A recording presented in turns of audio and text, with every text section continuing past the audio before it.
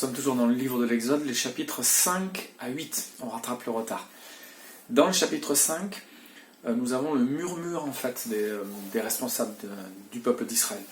Moïse a commencé à demander à Pharaon de laisser sortir son peuple, et au lieu de ça, au lieu de cette grande libération tant espérée, eh bien c'est une accentuation des méchancetés de Pharaon et de ses soldats vis-à-vis des Israélites qui, par l'intermédiaire de leur chef, se révoltent, murmurent, et voilà, vous deviez nous libérer, et puis c'est encore pire qu'avant.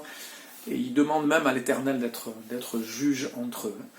On comprend voilà, que le peuple d'Israël n'accepte pas cette situation, et Moïse va certainement être troublé. Dans le chapitre 6, Dieu va parler à Moïse, on a l'impression que Dieu veut rassurer Moïse, certainement que Moïse est troublé, et Moïse d'ailleurs va continuer à résister, mais pourquoi est-ce que je vais aller vers le Pharaon? Les Israélites ne m'ont pas écouté, pourquoi est-ce que le Pharaon m'écouterait? Et Dieu rassure Moïse. Voilà, il y a vraiment cette idée que Dieu prend le temps, et que Dieu va rassurer Moïse, et Moïse va retourner vers Pharaon.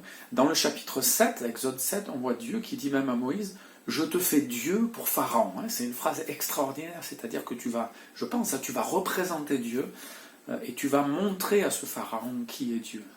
Et Dieu il annonce encore une fois qu'il va endurcir le cœur du Pharaon.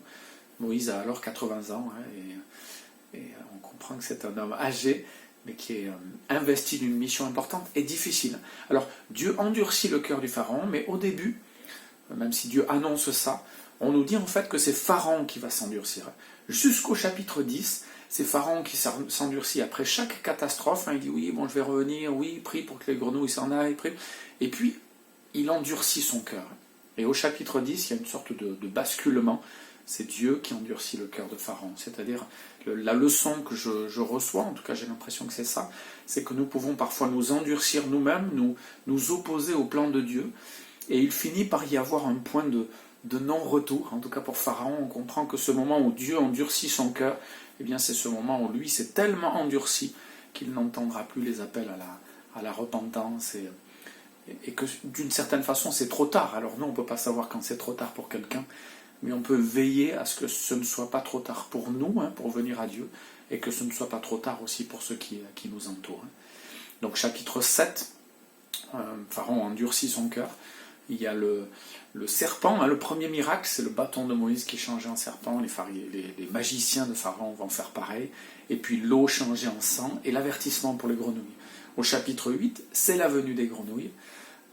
Pharaon va demander à Moïse de prier pour que les grenouilles soient chassées. C'est la venue des poux qui vont infester le pays.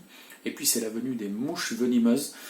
Moïse va bien préciser que ces mouches venimeuses ne vont pas venir sur le pays de Goshen où il y a tous les Israélites, et Pharaon va encore endurcir son cœur. Je fais une petite remarque, mais jusqu'aux mouches venimeuses, jusqu'aux poux, les magiciens vont arriver à faire les mêmes prodiges que Moïse, mais d'une certaine façon les mêmes catastrophes. On imagine que les Égyptiens ne sont pas très heureux que les magiciens de Pharaon fassent pareil, mais au moment où Dieu envoie les poux et puis les mouches venimeuses, les magiciens sont dépassés. Ceux qui arrivaient à imiter Moïse, mais on voit que même quand ils ont imité le serpent de Moïse a avalé les autres serpents, ces magiciens qui ont voulu imiter Dieu, et bien arrivent à leur limite, et Dieu va continuer d'agir pour montrer sa puissance, et pour que son peuple soit vraiment libéré, comme ça avait été annoncé. Mais on voit aussi dans toute cette progression, eh bien, les doutes, la difficulté pour le peuple d'Israël,